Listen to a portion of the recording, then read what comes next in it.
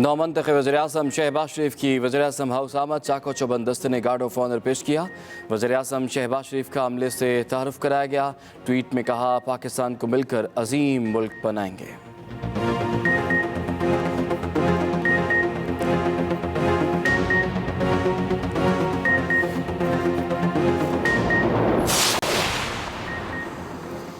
पाकिस्तान में एक सियासी जमात को दूसरी पर तरजीह नहीं देते, जमहूरी उसूलों की तायद करते हैं। अमरीका का पाकिस्तान के नए वज़ीर-ए-आज़म के इंतखाब पर रद्द-ए-अमल। तर्जुमान वाइट हाउस ने कहा कि अमरीका पाकिस्तान के साथ ताल्लुकात की कदर करता है, पाकिस्तान को खुशहाल और जमहूरी मुल्क के तौर पर देखना चाहते हैं।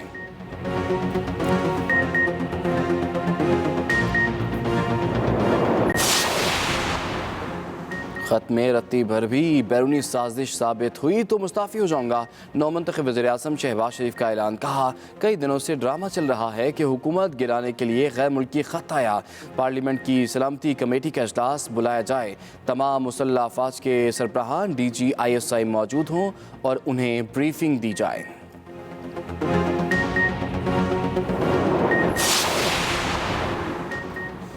नौमंतखब वज़ीर-ए-आज़म ने कम अज़ कम उजरत 25,000 रुपये कर दी। अपने पहले ही खिताब में शहबाज शरीफ ने ऐलान किया कि 1 लाख रुपये तक तनख्वाह लेने वाले सरकारी मुलाजमीन की तनख्वाह और पेंशन 10% बढ़ेगी।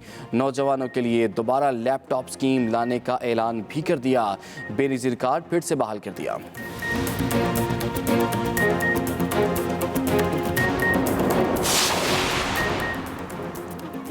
तहरीक इंसाफ के अरकान कौमी असम्बली का मुस्ताफ़ी होने का ऐलान। शाह महमूद कुरैशी का असम्बली में जज्बाती खिताब। कहा, 22 करोड़ आवाम पर एक मनसूबा मुसल्लत किया जा रहा है। कौम ने 2 में से एक रास्ता चुनना है, एक खुददारी का रास्ता, दूसरा गुलामी का है।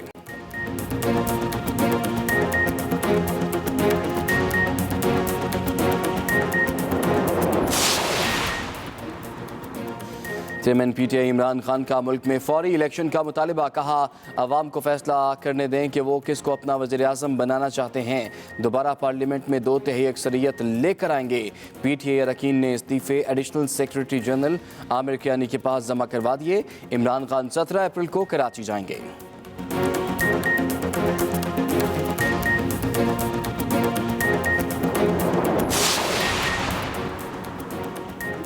और सिंध और खैबर पख्तूनख्वा के गवर्नर्स मुस्ताफ़ी। गवर्नर सिंध इमरान इस्माइल ने अपना इस्तीफ़ा सदर मुमलिकत को भिजवा दिया। कहा, सामान की पैकिंग शुरू कर दी है, 1-2 दिन में गवर्नर हाउस से शिफ्ट हो जाऊंगा।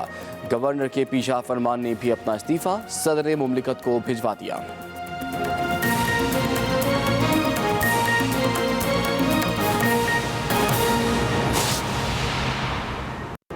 अस्सलाम वालेकुम। एक्सप्रेस न्यूज़ के साथ मैं हूँ इमरान सनाउल्लाह। हेडलाइंस आपने मुलाहिज़ा की। फिलहाल के लिए इतना ही। हर वक्त बाखबर रहने के लिए आप विजिट कर सकते हैं हमारी वेबसाइट express.pk। इसके अलावा आप हमें फेसबुक और ट्विटर पर भी फॉलो कर सकते हैं। तो देखते रहिए एक्सप्रेस न्यूज़ और रखिए हर खबर पर नजर।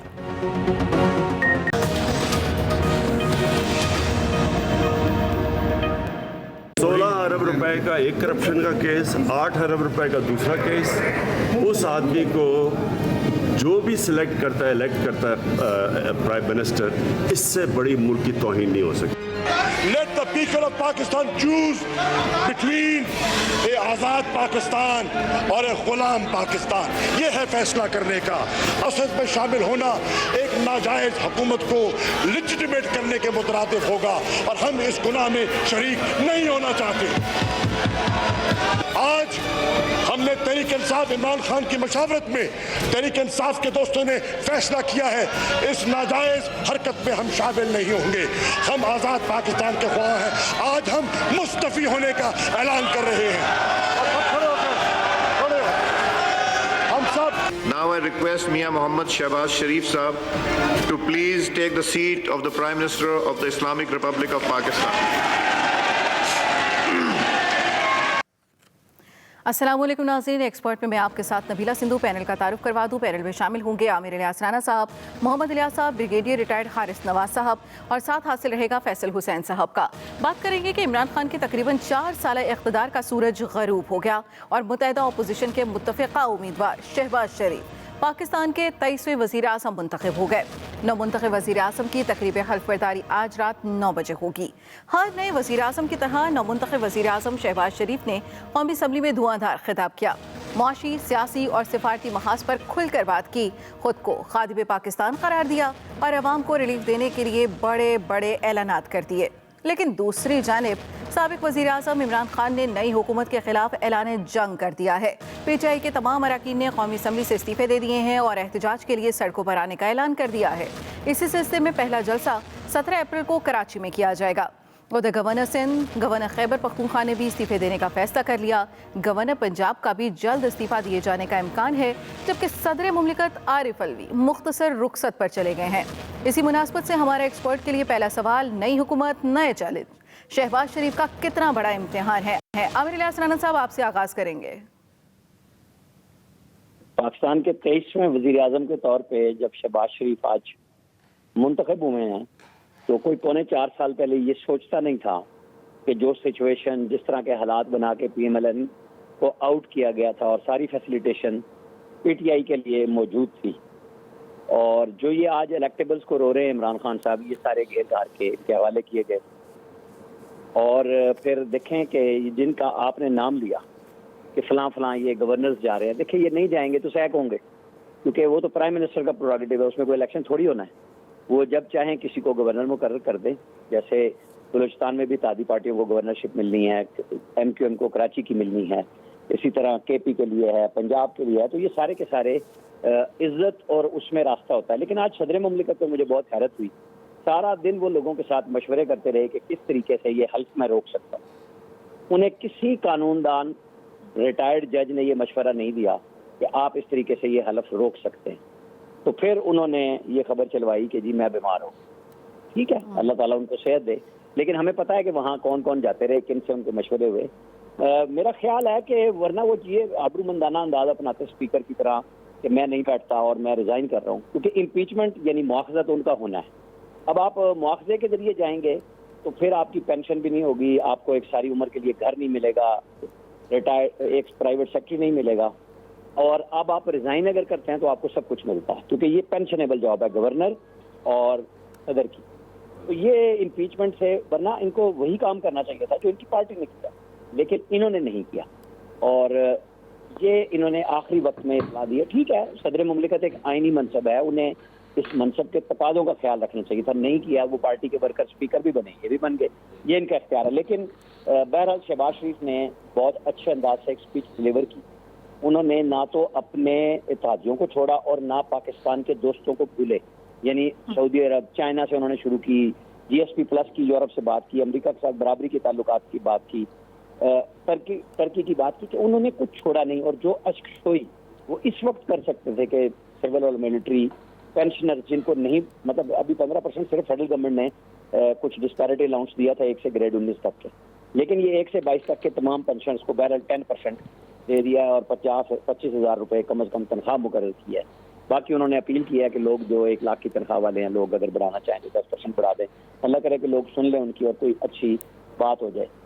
लेकिन जाहिर है एक चैलेंज उनके लिए बहुत बड़ा है इमरान खान। कल लोग बहुत बड़ी तादाद में बाहर निकले उनके लिए, इसमें कोई शक नहीं है। मोमेंटम को कितना बरकरार रखते हैं इमरान खान साहब, ये सबसे बड़ा उनके लिए चैलेंज होगा कि आइंदा इलेक्शन के लिए वो प्रेशर दें, जल्दी इलेक्शन हो, और जल्दी इलेक्शन के लिए शहबाज शरीफ भी तैयार है, क्योंकि ये आए इसलिए हैं कि मियां नवाज शरीफ ने इस सारी मंजूरी की बुनियाद ये थी कि जी 3 से 4 महीने में जो कानून साजी करनी है, जो कुछ करना है आप कर लें। हाँ, एक बात मैं आपको नबीला बता दूं कि अगर PTI के लोग रिजाइन कर जाते हैं, जैसे कि अनाउंस किया, क्योंकि ये पहले 2014 में भी रिजाइन कर गए थे और रिजाइन इन्होंने किया नहीं और वापस आ गए। आज 20 लोगों को तो इन्होंने डिफेक्शन क्लास के तहत रोका था, उनका रास्ता इन्होंने खुद बनाया, जब खुद भी बाइकाट कर गए तो उन पर तो कुछ नहीं कर सकते ही। हाँ, अलबत्ता अब ये होगा कि आज इनकी पार्लिमानी पार्टी में तकरीबन 15 लोग कम थे, 122 लोग आए थे 135 की जगह पे, तो वो 15 कहाँ जाएंगे, और जो 122 थे क्या वो सारे रिजाइन करेंगे? क्योंकि स्पीकर के तौर पे डिप्टी स्पीकर अगर रिजाइन एक्सेप्ट भी कर जाएं, जो कि ऐवान में नहीं हुए, तो फिर ये लोग जा सकते हैं जिन्होंने रिजाइन नहीं देना, वो इलेक्शन कमीशन के पास चले जाएंगे कि हमारी कॉन्सेंट ही नहीं, ये तो रूटीन में हमारे से एडवांस साइन करा लिए गए थे। ये एक बनेगा और इस वक्त आईनी तरमीम फंस जाएंगी अगर ये जाते हैं और इनके लोग और नहीं टूटते। तो कवानीन तो इन्होंने आसान कर दिया कि गवर्नमेंट के लिए बिल्कुल इशू के अगर ये बाइकाट पे रहते हैं और नहीं भी आते तो वो तो तमाम तरमीम जो इंतखाबी इस्लाहत के हवाले से हैं, सिर्फ जो आईनी तरमीम करनी है उसके लिए चूंकि कौमी असम्बली में 228 लोगों की मौजूदगी जरूरी है, जो कि इस वक्त तकरीबन 199 और 200 के लगभग है। तो वो देखना होगा कि वरना वो काम लटकेगा। बाकी चैलेंजेस बेशुमार हैं, लेकिन शहबाज शरीफ में क्योंकि इनका दुनिया को पता है कि नवाज शरीफ ने 4 साल इसहाक डार को रखा और जब वो गए तो फिर उन्होंने मिफ्ता इस्माइल को रख के एक कॉन्स्टेंट पॉलिसी रहती है। इमरान खान साहब के 3.5 साल में मुसलसल वज़राए खजाना और 8 सेक्रेटरी खजाना बदले, तो वो भी लोग डरते हैं, इंटरनेशनल डोनर हों या जो फाइनेंसर हों, जो कर्जे दे रहे हों, कि हम किससे बात करेंगे और कितनी पायदार हो। ये 4 महीने में भी इनके साथ मुझे ये है कि मिफ्ता इस्माइल 10 दिन से ये काम कर रहे थे, जो कल वज़ीर खजाना बना दिए जाएंगे बाई नोटिफिकेशन या एडवाइजर हो जाएंगे, तो ये रीनिगोशिएट करेंगे IMF से। और यार लोग कहेंगे वो जी अमेरिका की मदद से आए थे तो इनको सपोर्ट होनी थी।